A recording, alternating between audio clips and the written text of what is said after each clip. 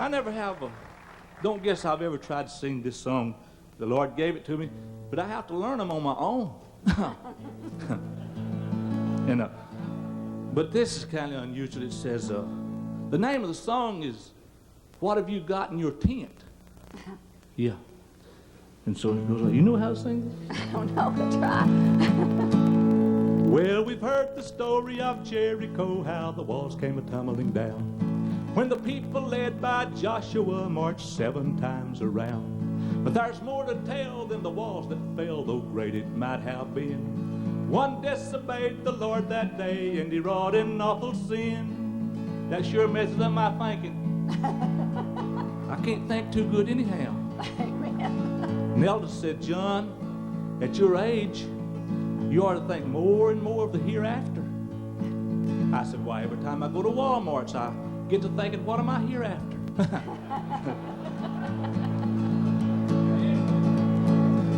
Now they weren't to take unto themselves anything that was a curse.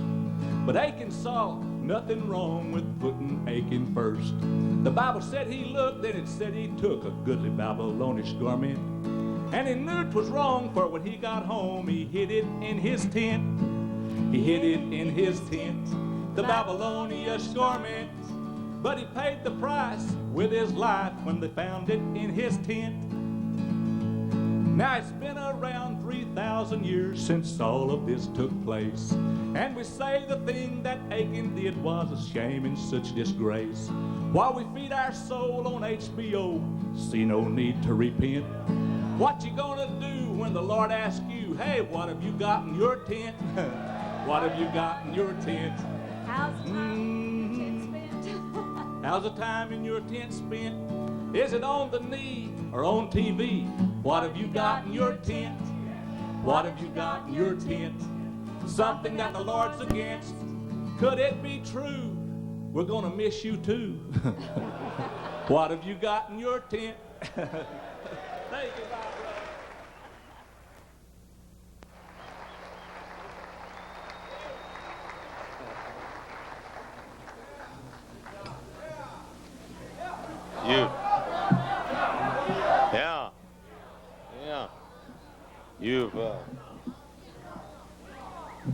You've been places and you've seen something and you said, boy, I wish my family could see that.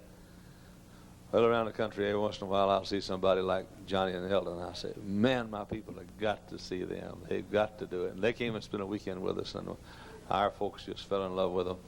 And don't you think for a single minute that those songs haven't got some depth to them. Don't you think for a minute. Well, it's all soul winning is what it's all about. Soul winning is an atmosphere. It's an atmosphere. I've got a little granddaughter. I think she's in the 3rd grade. Regular soul winner. Regular soul winner. And one of the most important of our soul winning ministries is our teenage soul winning. One good thing about First Baptist Church, we sort of spearheaded all these different soul winning ministries. We started, in fact, my son Dave started the teenage soul winning ministry many years ago. And from that teenage soul winning ministry, now there are teenage soul winning ministries all over the world. And now then, Brother Ed Lapina. Eddie is our youth director here at First Baptist, also one of our assistant pastors. I'm very proud of him. When his family came to our church, he was 4 years old. He's homegrown all the way from the beginner department.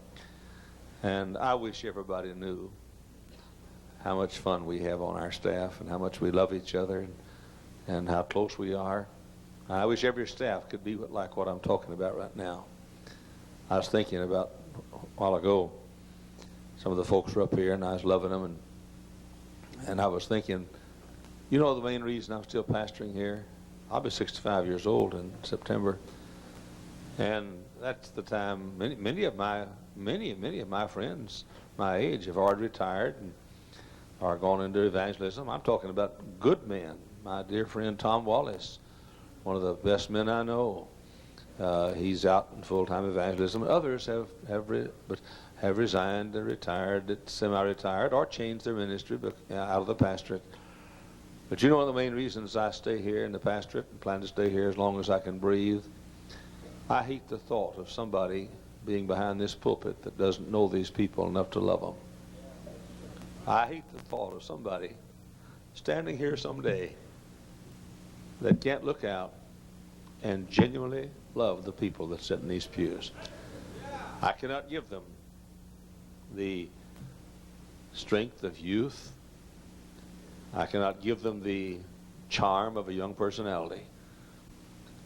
But I can give them something that nobody else can give them. I can give them a love that's been based on 31 and a half years. And you can't beat that. I love this guy here. He's one of my boys, and I'm proud of him. He'll tell you about the teenage soul winning.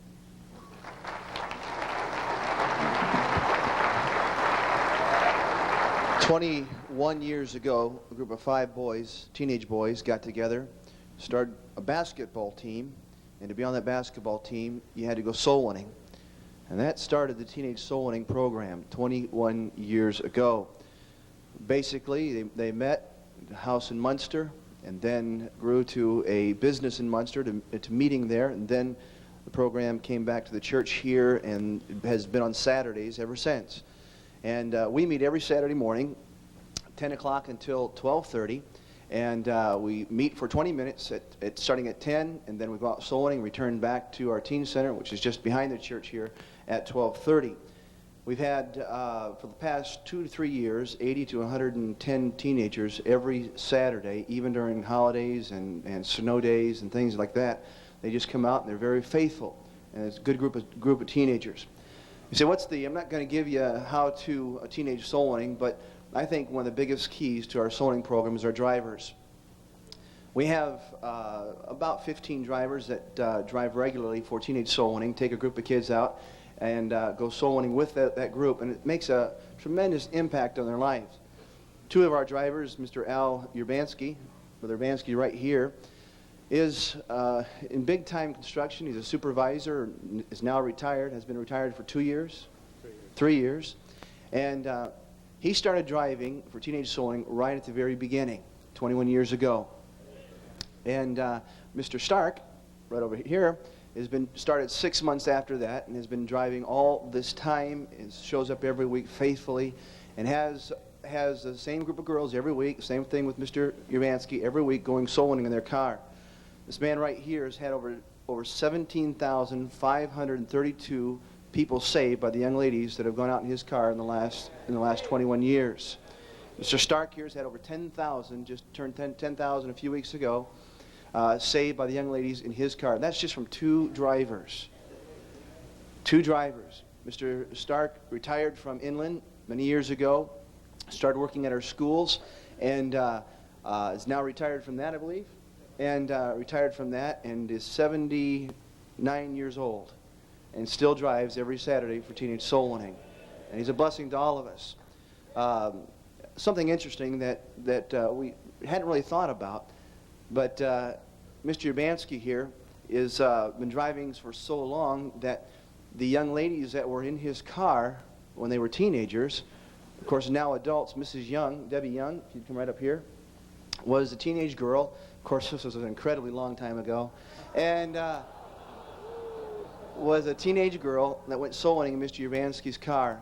And now her daughter, Jenny, if you'd stand up here, daughter Jenny, and has been coming soul winning now for the last 2 years. She's an 8th grader, and it's kind of fun to see those who were once teenagers are now adults, and their teenagers are now going soul winning, and it's a blessing. And so much of it has to do with the driver, and I mean that.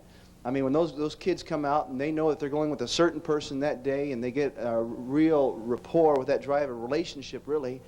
And you know, these guys, the girls, when they grow up and get married, I mean, they're at the weddings, and it's part of their life, and it's a very interesting program. We have 4 teenage soul winning groups, and in our church, within our church here, the A teenagers, which I basically have charge over. The 8 teenagers go out soul winning, as I said, every Saturday morning from 10 till 12:30. We also have the Spanish teenage soul winning. It meets just about the same time on Saturday mornings. They have their own soul winning program for the Spanish, and so often we'll be up in Chicago out soul winning, and we'll see a group of Spanish young teenagers also out soul winning. Then we have the afternoon program, Teenage Soul Winning, which a group of our kids our boys stay on Sunday afternoon. They go out soul winning as well. And then we have our Bible Club, which is our newest soul winning program. And they go out soul winning all Sunday afternoon also. They have an afternoon program. And in that afternoon program, they go out soul winning to this area around here. And I have won several hundred already. And it's not been going all that long, just a few months, I think.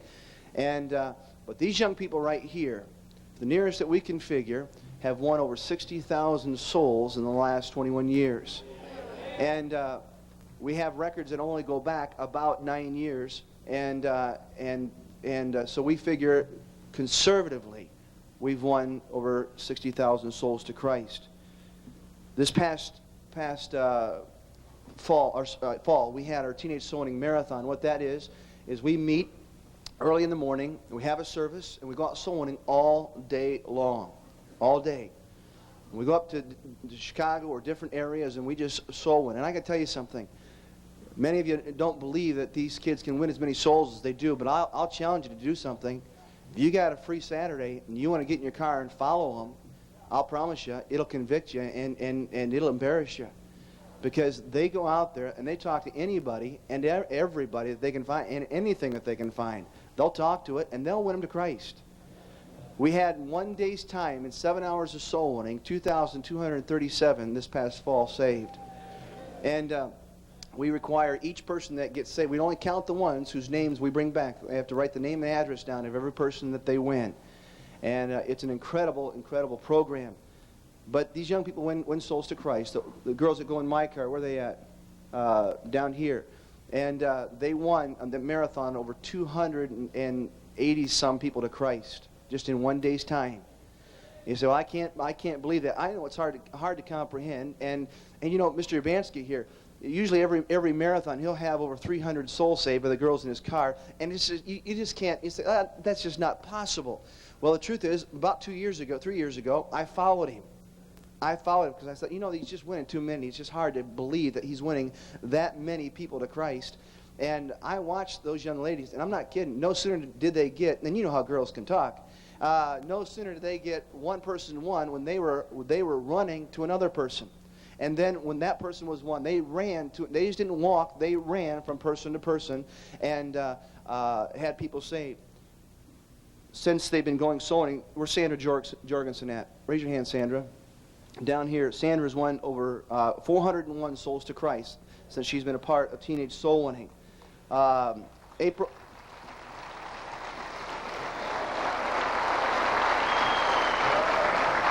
9meyer, where are you at, April?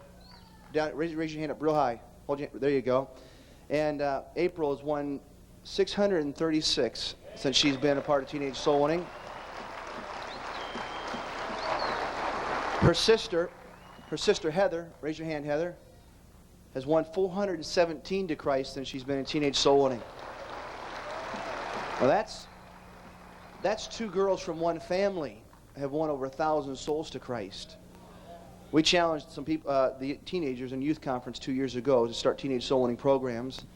A man from Cincinnati called me, and he said this was about a month before the next Teenage Soul Winning.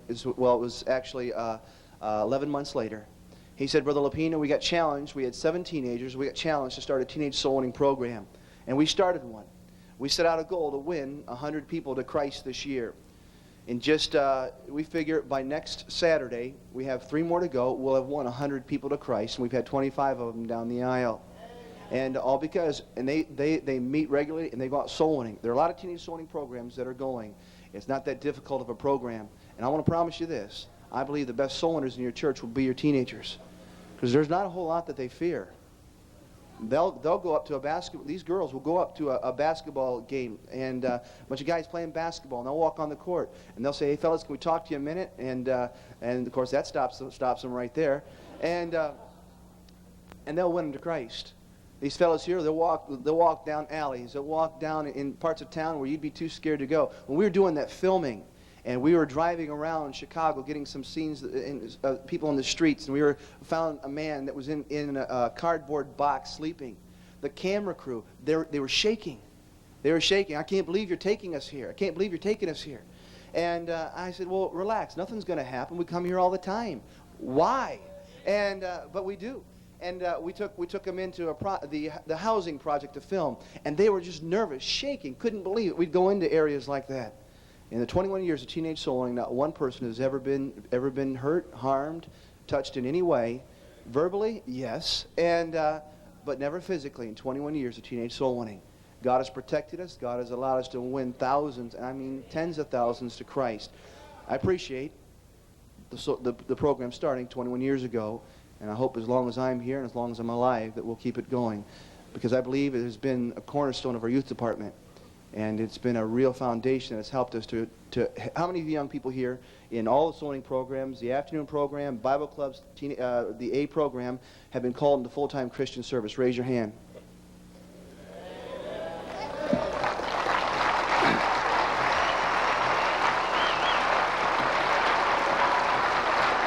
I don't believe that would have happened, or we would have had these numbers if it hadn't been for teenage soul winning.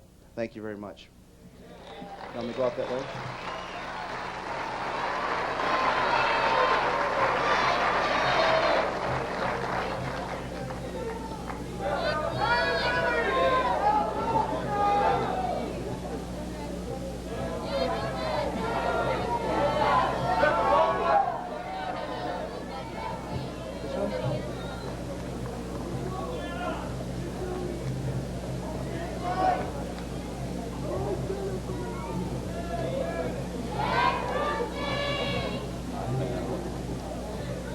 The fellow that you saw, who was a construction man, big building man, Hush, and who has been driving 21 years, he's one of the fellows in the little book on Jack Hyles' soul winning experiences. I won both her husbands. He's one of them. One of our ladies' husband got sick with cancer. And funny thing, when he was dying, and I'll tell us while they're leaving, when he was dying, I went over, and he was dying, and I held his head right there in my hand. And as he was dying, he said, "Brother Hyles, I had a dream last night. I dreamed that you were on an airplane, and that the airplane was about to crash. And somebody said we better have religious services. And you jumped up and said, 'Not till we take an offering, we won't.'" And when he said that, told me that story, he died right there in the cradle of my arm. His lovely wife, a few years later, found a fine man, and I won him to Christ. I won her first husband to Christ, then I won her second husband to Christ, and I'll win her third husband to Christ too if I have to. But thank you, kids. I wish you knew how many times when people stand up to sing at First Baptist, or a kid, one of the kids walked in, handed me a little note and said, "We love you, proud of you." I wish you knew how to live and love. It's not unusual for, well, the trio's going to sing after a while. It's not unusual for them as they walk in on Sunday. They'll hand me a little note before they sing. Now they're thinking about their song, but they'll hand me a little note and say, "Preacher, we love you today, and we're praying for you as you preach." It's not unusual. I love to, especially on Saturday nights, I love to think about guys all across the country who came to pastor school and went home and began to love their people, and in so doing taught their people how to love them. And how fellows right here, because you came to pastor school years ago, you get a lot of loving from your people, and that's the way it ought to be. But you don't get it unless you give it. There's something in the Bible about that. We have a lot of teenage workers in our church, workers with teenagers. And one of our outstanding teenage workers is going to come now and tell you something about the work that he does with our teenagers. We call him our assistant youth director. His name is Bubba Jones, is his name. Hi, Bubba. How you doing today? So glad you could be here with Nice me. to be here. Thank you. I'm really glad I could be here with you today. Thank you very much. When I was a little kid, I always wanted to be a unicorn. And my mother told me that when I grow up, I'd just probably be an old nag, though. All week long, we have been seeing Geraldine and Wiki, so I decided that I would start a new character, and I would be Gerald and Chicky.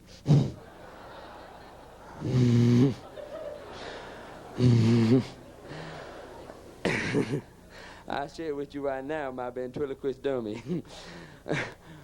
How you doing? Oh, I'm okay. I'm really glad to be here. Are you? Yeah, I'm really glad to be here today. Yeah, are you glad to be here? Yeah, I'm really glad to be here. See, I'm so good you can't see my mouth move. Watch this. Why did a chicken cross halfway across the road? I don't know. Because you wanted to lay it on the line. It breaks him up every time. He can't take it. I tell him another one. You know how that you make a Kleenex dance? I don't know. You blow a little boogie in it.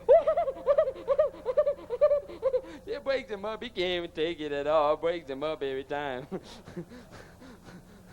going to tell you a joke. Okay, you tell me a joke. What has brains but don't use them? I don't know. You. I didn't like that joke.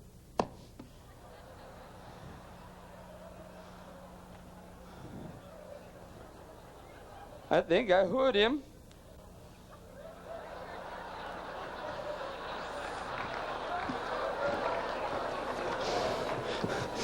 I had to give him artificial perspiration.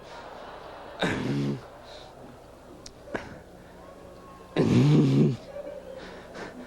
know, the other day I was watching my grandmother and my grandfather, and they was on the porch swing and the moon was shining, and she said, "Honey, do you remember when you used to sit here on the porch swing and nibble on my ear?" And he said, "Yes." And he got up and started to go in the house. And she said, "Where are you going?" He said, "To go get my teeth."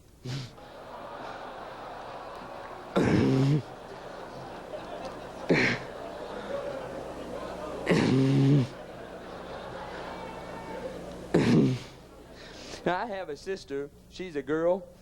Really, I ain't kidding. My sister, one time I traded her for a frog, and my mother never knew the difference. But the boy that I traded to, his mother made him give her back to me because she kept giving him warts. My sister, everybody calls her Honey because she got hives.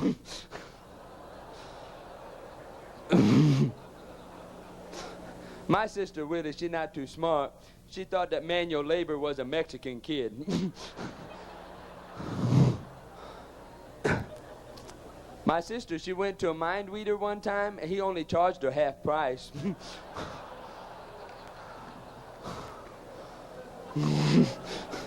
With my sister, it's just a matter of mind over matter. She don't have no mind, it don't matter. I would like to do for you right now my Elvis Presley imitation. Thank you very much.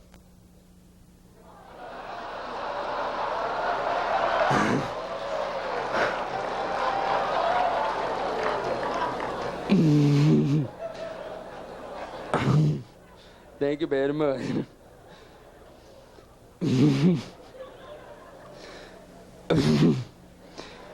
You know, I found out that Helen Keller had purple hands because she heard it through the grapevine.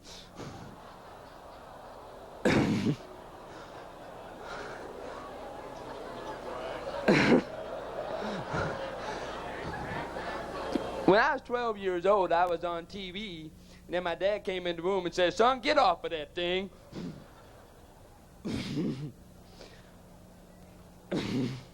I was out there today at the farm. And when I was out there at the farm the other day, I was listening to a little family of turkeys. And the mother turkey said to her son, she said, "Son, if your father could see how you're acting now, he'd be turning over in his gravy."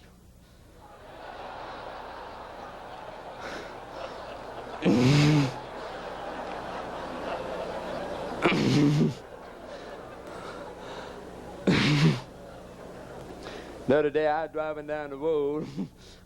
When I was driving down the road, I'm getting tickled on some of this. And I was driving down the road and a bug hit my windshield. I said, "You know the last thing that went through that bug's mind? His feet."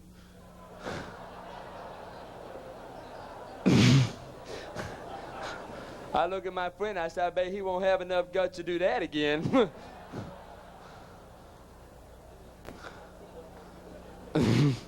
But I driving down the road and I wandered into a Lamborghini and hit it. The man, he was mad. He get out and he said, do a circle on the ground. Said, you stand there and don't you move. And so I stood there in that circle. He took out a sledgehammer, started hitting my car, and beat the windows out and everything. And I laughed and I laughed. He said, what's so funny? I said, because when you wasn't looking, I jumped in and out of that circle 3 times.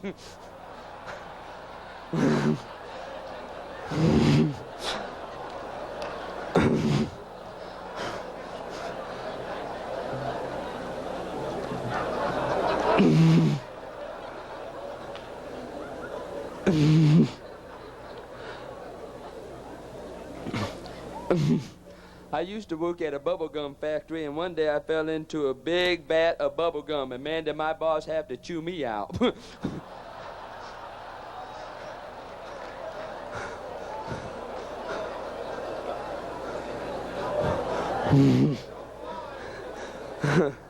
Don't worry, I won't blow it. That's where they got Bubblicious.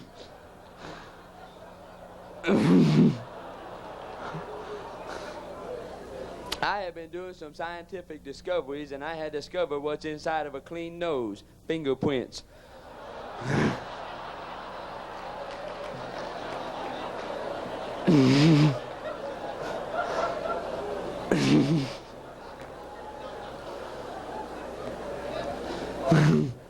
The other day, y'all making me laugh. The other day I went in to my brother. He made me mad. I told him, I said, I'm going to put my foot down right now. I look at my foot and I said, you dirty, no good for nothing, rotten foot, you. I really showed him, didn't I? I try another one.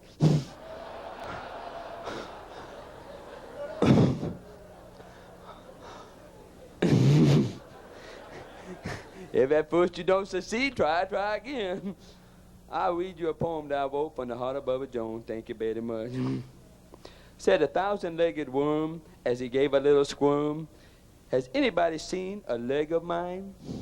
For if it can't be found, I'll have to hop around on the other 999. Thank you very much.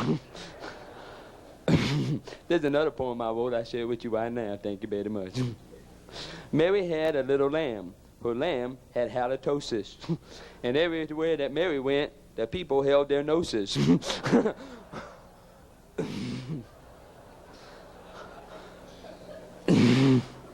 Haven't you like that one? I'll tell you another one. Roses are red, violets are blue. I'm schizophrenic and so am I.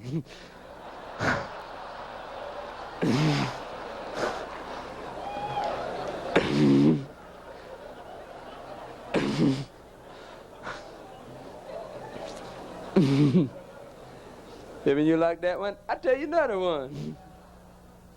Roses are red, violets are blue. Most poems rhyme, but this one don't.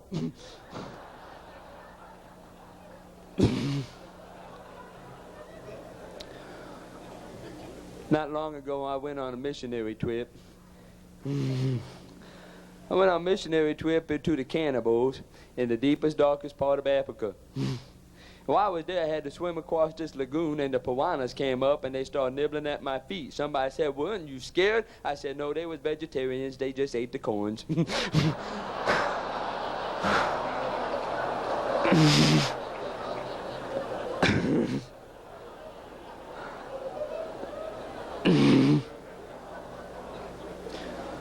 Finally, we got to a tribe of cannibals. And when we got there, I was trying to make friends with them, and I was playing baseball with the kids, the cannibal kids, and the mother cannibal came out, and she said, kid, how many times I tell you not to play with your food?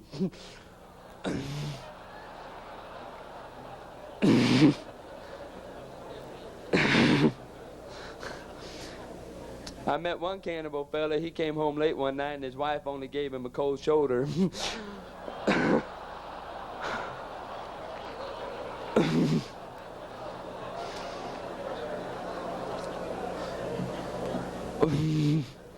One little cannibal kid, though, we had to kick him out of school because he kept buttering up the teacher.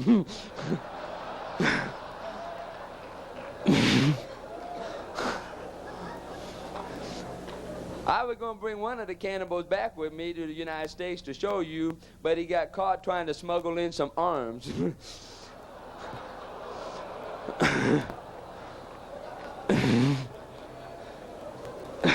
I'll try again. But while I was there, one of the cannibal tribes captured me and tied me up to a stake. And every day they'd come by and they would cut me with the knife and suck some blood out of my arm. Well, finally, I got tired of that day after day. And I told the chief, look, either you go ahead and kill me and eat me or let me go, because I'm tired of getting stuck for the drinks.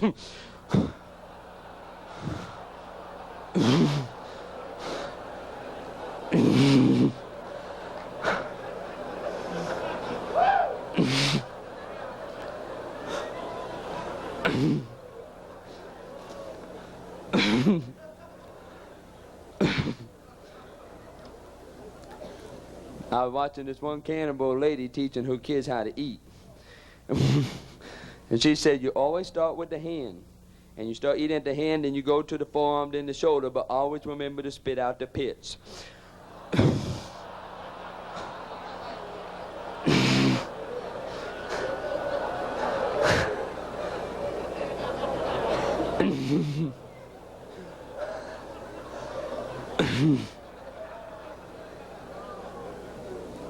I will leave you with my famous last word.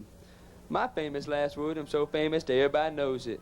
My famous last word, I'm so famous that everybody uses it. I leave it with you right now. Bye. I'm excited about what you're going to see now. We're going to continue our little theme of yesterday at this time, when they come from all walks of life. Yesterday we showed you 3 doctors, a dentist, and a lawyer that had been saved here at First Baptist and or were now soul winners. But who are these people? I could tell you a sweet story about the 3 that each one of the 3 that just sang. But who are these people? Who are the folks you've seen walking across this platform? I want to introduce you first this morning, and the little theme of this is they come from all walks of life, to one of our bus captains. Had 110 on his bus route last Sunday. I want you to hear where he came from. Mel Shraven. I'm proud of Mel. And it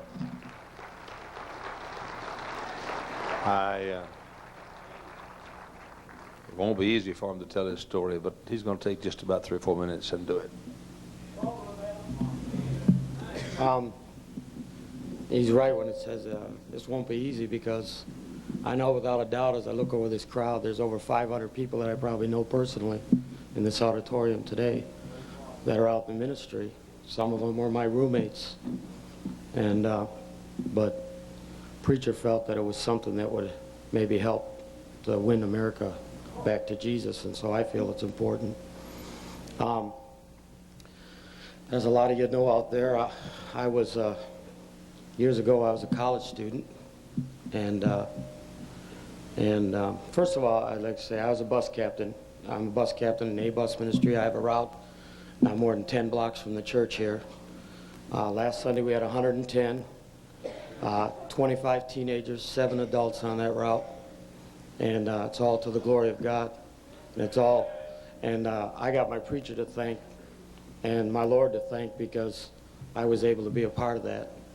And you say, that's great. You got a bus route, that's great. But let me take you back to how I got to that point where I'm now a bus captain in the greatest church in America.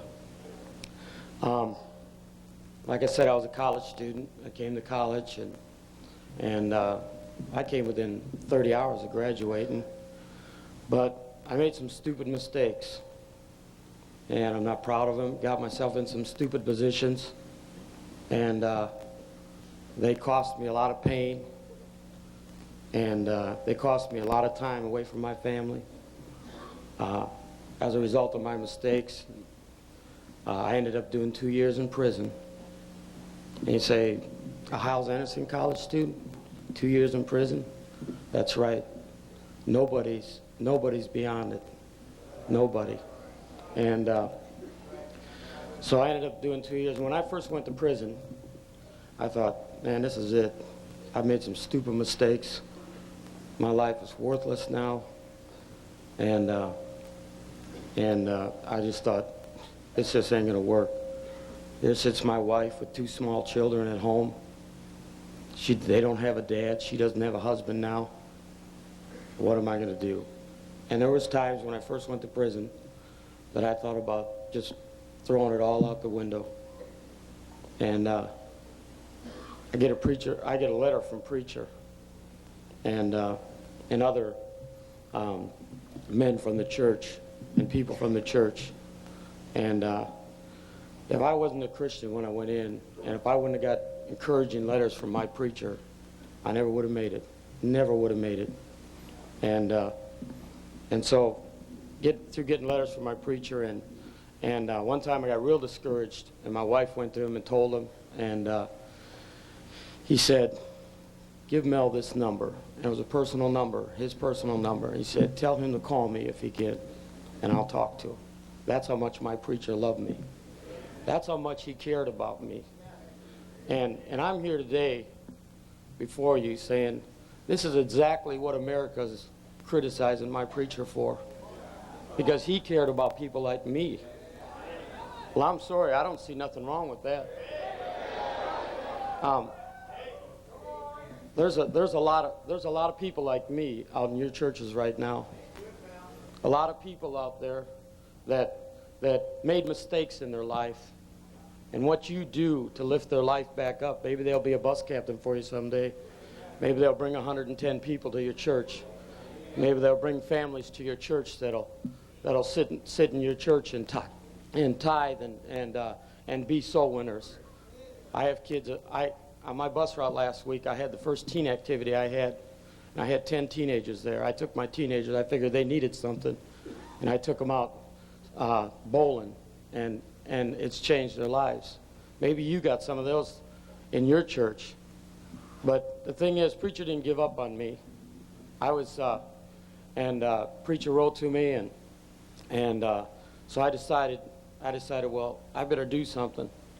So I went ahead and got busy right there. I didn't wait until I got out of prison. And I won several people to the Lord while I was there. Matter of fact, I helped run the services in the prison. If you can believe this, I led music in the services and introduced any special guests that were there. And I don't know why God used me. I just told him one night in prison, in a cell, I said, Lord, I've done some stupid things, and but you can't get rid of me this easy. I'm going to do what I can, and if you really don't want me to do nothing, then you're just going to have to knock me down every time I try. And the only reason I got that kind of attitude is because I have a preacher that has that kind of attitude. And I have a preacher that cared for me. You know,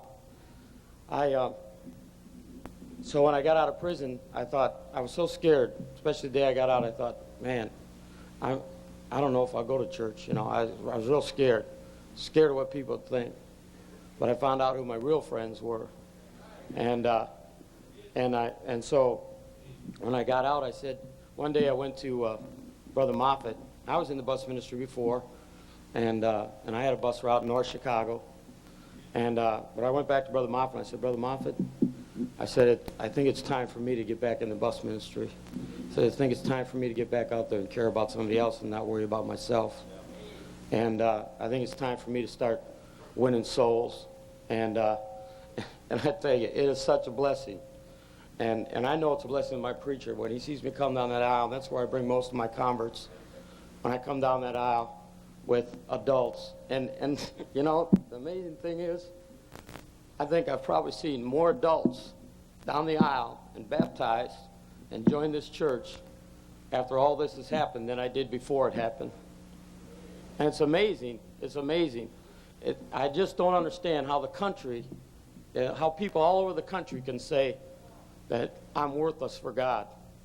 That's what they're saying when they knock my preacher for trying to lift people up that have fallen, for trying to lift people up that have done wrong.